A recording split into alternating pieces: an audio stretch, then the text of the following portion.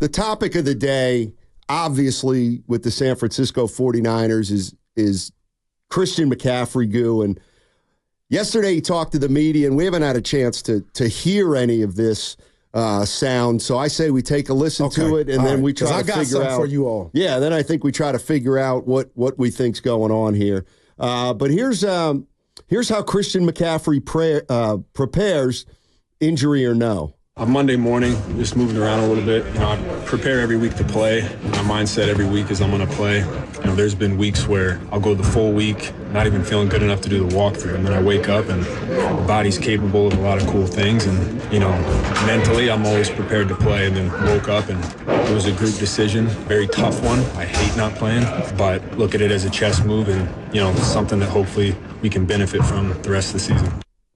All right, so that's Christian McCaffrey talking about how it was a group decision. And I think the thing that stuck out to me there, Goo, and I think we got to be ready for it, is I don't think we can assume because he's not practicing or because he's limited that it means he won't play.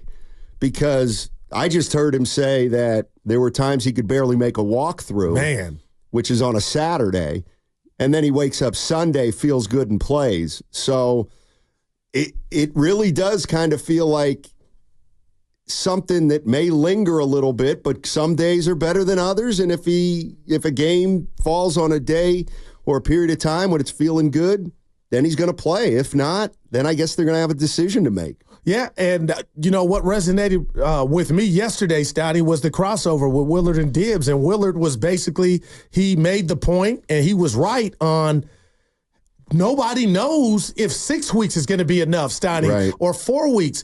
But hearing that sound, I'm telling you, this means something to me. McCaffrey, I don't think he's on that time of, you know what, I'm just going to shut it down for 4 or 5 weeks. It's like he's a gladiator, Steiny, and he's like, if I feel good, I'm going to go, and what happens, happens. And the wannabe doctors like myself, I'll put you in the camp, and Evan are like, are we so sure that's the right prescription? You know what I'm saying? But he's looking at it from a gladiator standpoint, like, Steiny, there's a possibility he's on the field Sunday at 10 a.m. in Minnie. Yeah, I think it's possible.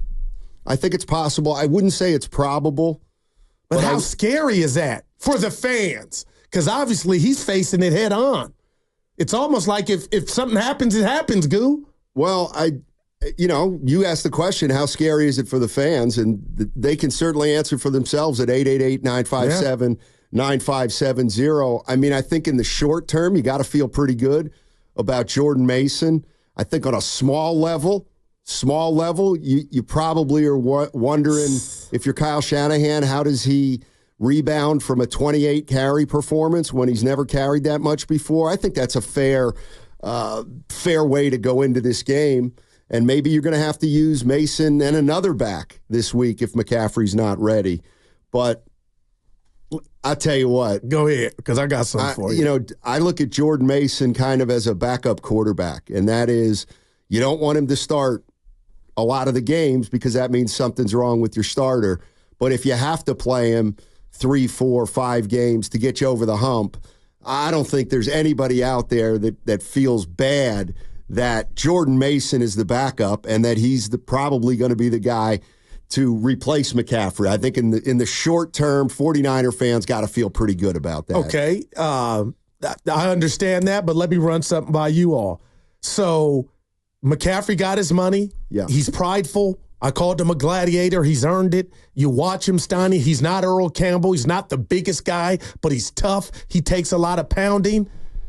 Do you think at all, tell me if I'm on crazy street, the fact that Mason had so much success Monday night, not that he's insecure, but we hear athletes all the time talking about, you know what, I could have sat out, but I don't want my backup, to get some rhythm, not to where he's forgotten, because we know how important he is. Like, I'm just asking you, do you think that, give me 5% of his thought process might be, hey, Jordan had a good game, Christian McCaffrey's happy for his teammate, but if I can go when maybe I shouldn't, I'm going to go just so I can hold it down. We don't need the emergence of young J.P. Mason Just a thought. What percentage do you want me to meet you? Well, I'm on Crazy Street. Yeah, I'm I think so. You at the corner, I'll come pick you up, but I'm not getting in the car. Okay, all right. I think McCaffrey's a made man. No, I know that. No, but I also... But the ego part of it. Nah. Where nobody, Yeah, I don't know. When I'm out and Evan's in here and I ain't McCaffrey and he's killing it. Well, that's the point. And you're out and Evan's killing it. I'm just, well, you know what? I guess honestly, I was like, oh boy. Yeah, I guess that speaks to the security of each of us. Yeah, I'm not saying being insecure, but just, let me diffuse the young fella behind me. I wouldn't want to do that. Well, I'm not saying it's malicious. It's pride. Yeah. Well, just a thought. Well, here's what he said about Jordan Mason, Christian McCaffrey, and see if we can read into it. I'm so proud of him. When you're in a rhythm and you're in a groove, you let him be, and he showed that, man. And I was so pumped for him, and just everything that he's done all camp. He's earned that, and he balled out and it showed. Did you talk to him after the game? Yeah, absolutely. What'd you say? Yeah, congrats. Yeah, congratulated him. We got a special room, and he's right there in the play, and someone who's going to help our team a lot this year. So I'm happy he's in our room and super happy for him. He gets into a rhythm and a groove. I believe him. Let him be. Let him be. And I believe he's happy for him. Oh, definitely. Yeah. I got to believe he's ecstatic, and I'll bet you Kyle Shanahan's pretty happy too. But I left the stadium with Evan Monday night. Steiny got in the car thinking there's no way McCaffrey has a chance to play this week. This is something they'll slow play. But hearing McCaffrey, Russell Crowe, the Gladiator, talk, like I really believe now, I would bet that he's playing. Boy, if I had a bet. Like if you're at the counter right now, Steiny, 5 stacks. Is that 500? 5K. Oh my God, 5,000. Yeah. So I'm betting 5,000 on whether he plays or not. Yeah, right now. I'd say he's not playing. I'd have to bet on him not playing, just because. Explain the because. Just because it's the second game of the year, and why not err on the side of caution? Why would you bet he is playing? From the sound we've heard. And also there's one we haven't heard from Steiny. I don't know if you can cue it up. Sure. The distraction. He doesn't want to be that player that I think I'm playing. I think I'm good. I don't know if I'm playing. Like all that is a turnoff to him. And when you're injured, I feel like that's par for the course. It's like you're not doing anything on purpose, but you're dealing with an ailment. 888-957-9570 is the number.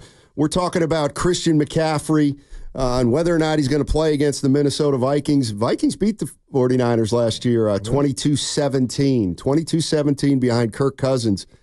And he was 35 for 45. Damn. He was throwing that thing. Yeah. But now the Sam Darnold revenge game. Yes, sir. Travis is in Oakland. Wants to talk a little Jordan Mason. What's up, Trav? How you doing, buddy? Hey, how y'all doing, man? Doing well. That's great. It's great. Love the show.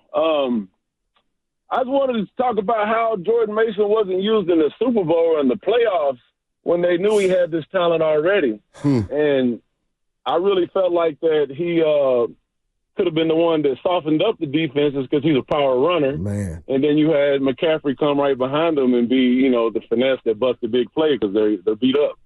So I knew last year because can I get a little drop? I know y'all do the drop sometimes. I know a guy from my hometown of Kentucky that works for the 49ers, and I wanted to ask him. I never got around to it. Like, with the Ayuk situation, it's the same thing. Like, why wasn't he used? But I guess he couldn't learn the plays, or he wasn't as focused, or whatever it was. I always wanted to ask him, like, why wasn't Jordan Mason played more? Did he not have the focus? Was he like, a wild child or what? I don't know. Let me take a crack at it. I'm going to do Daryl Steinmetz. Kyle Shanahan's style is he's going to run the one-trick pony. The Ferrari is McCaffrey, and I guess he's not into, doing the two-headed monster or three-headed monster. That's all I can think of. I think they would learn from the Pittsburgh Steelers. Look how they ran Le'Veon Bell and Antonio Brown into the ground throughout the season. Then when it came to the playoffs, they never finished. I mean, hey, Trav, appreciate the call. I mean, the minute Travis started talking, the first thing I thought about was the Warriors and Kuminga and Moody and Wiseman, and how the youth, a lot of fans wanted those guys to play and have more of a role.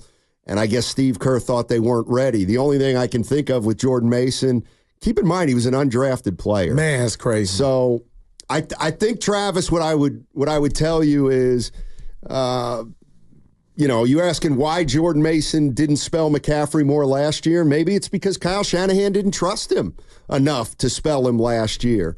But what if I told you that I kind of think the process is now starting?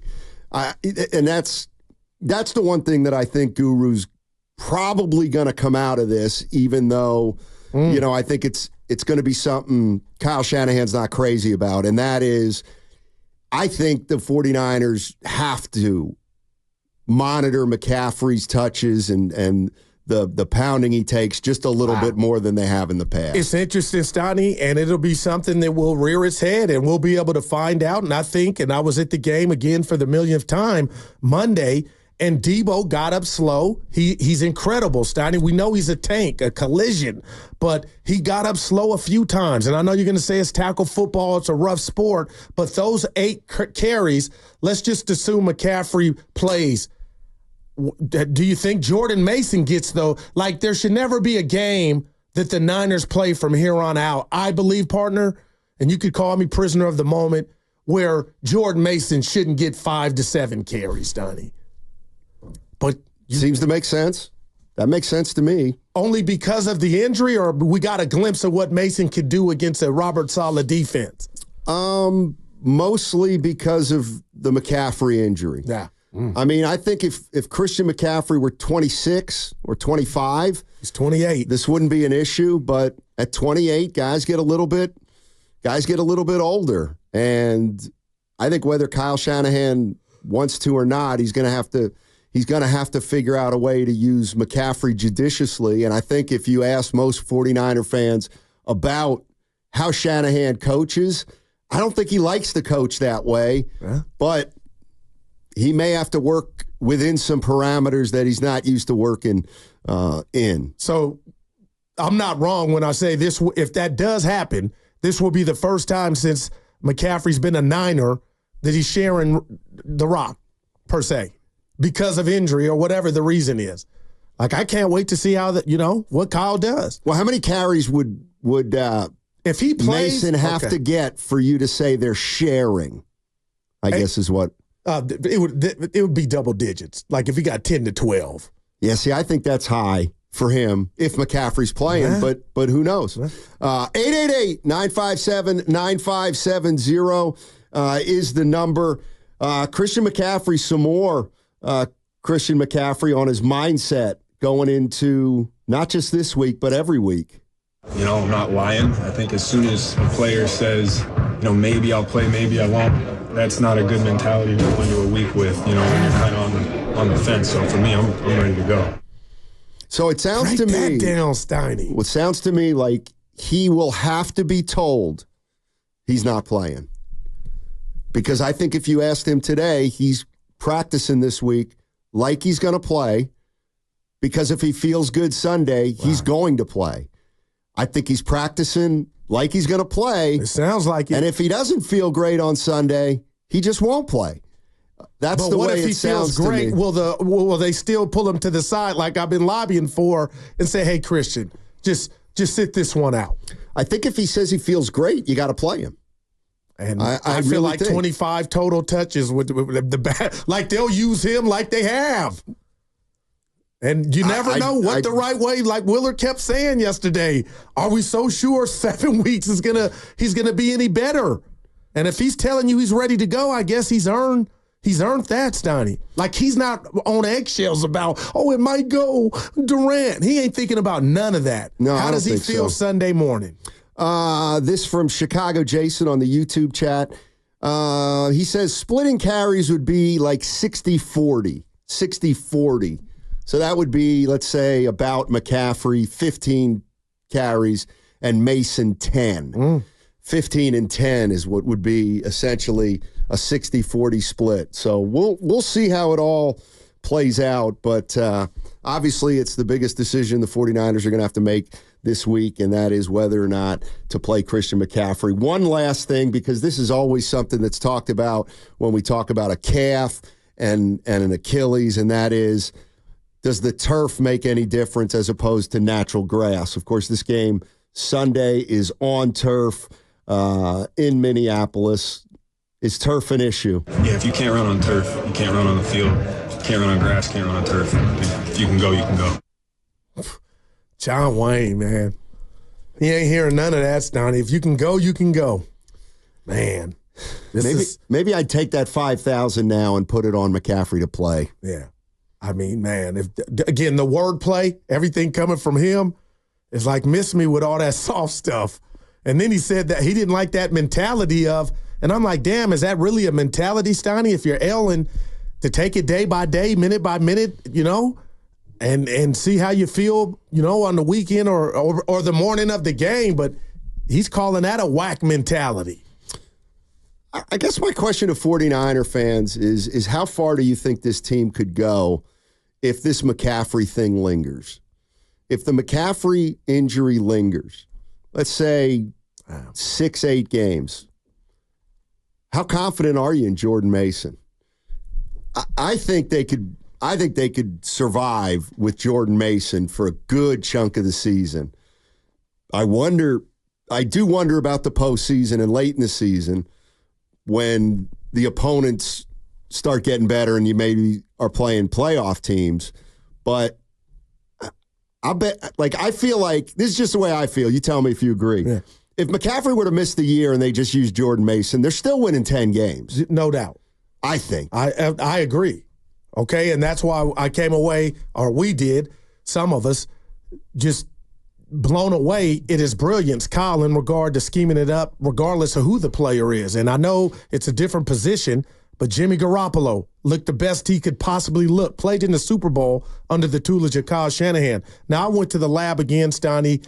I'm not. When? Last night. Oh. And I'm watching the game again, and for whatever Robert Saleh was doing, and it goes back to J.P. Mason, their gap integrity was – it felt like UI and Evan could run through those holes. So I need, to answer your question, more sample of Jordan Mason running against Minnesota, who might load the box and dare the Niners' aerial attack to beat them.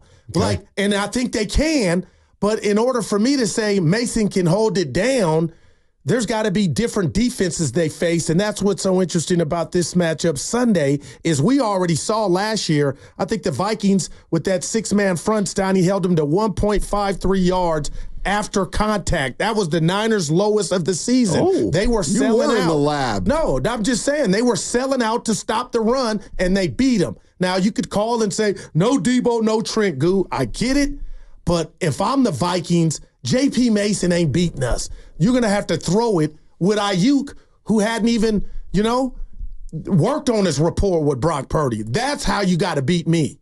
I think the way the 49ers are comprised, I don't think they're going to be able to be stopped with a one-dimensional defense like that. All right. I just don't. I'm not mad at you, but and I think you're right. I mean, those numbers are impressive from last year's game. But you're correct. There was no Trent Williams and there was no Debo Samuel. So, I mean, I think the way the 49ers are comprised, they can beat you multiple ways. Right. And if you take away the run, and this is where I think the difference is between Brock Purdy and anybody else who's quarterback the 49ers, and that is, if you take the run away, you can dare their quarterback to beat you. I'm not sure you can do that with Brock Purdy because I think he will beat you. With just smart decisions and taking what the defense gives you. He's 18-4 as a starter in the regular season. Yeah, and I just think that's something that would have had or has better success against a guy like Jimmy Garoppolo, just because Purdy, to me, is better and more polished than Jimmy G. So we'll find out probably more later today and into tomorrow whether or not Christian McCaffrey's going to play. This is going to be a game time again. Yeah, I think it is too. But I think they're going to they're going to go about doing things the same way they did in week 1, saying the hope is he's going to play, the hope is he's going to play, the hope is he's going to play. Now, I do have to say this, just going off of J.P. Mason's great game and great night, one thing that did rear its head, regardless of who you believe, he did say he knew Friday he was starting. So you could do with that information what you will. We're saying it's a game-time decision. It sounds like JP was alerted Friday from someone within the organization, Steiny, that he was going to be running back 1. Yeah, you know what? And I feel like I got to say this. And I think most people agree with me. Like, in a way, poor Jordan Mason. I hated that for him. Yeah, he gets caught up in that crap that he has nothing to do with. Telling his truth. And he may have just answered the question honestly, but Kyle Shanahan didn't say start. He just said be ready to play. In any event, to me, it doesn't matter whether Mason was going to start or not. Kyle Shanahan did what every coach is going to do on a Friday and say, look, he's banged up a little bit. You may have to go.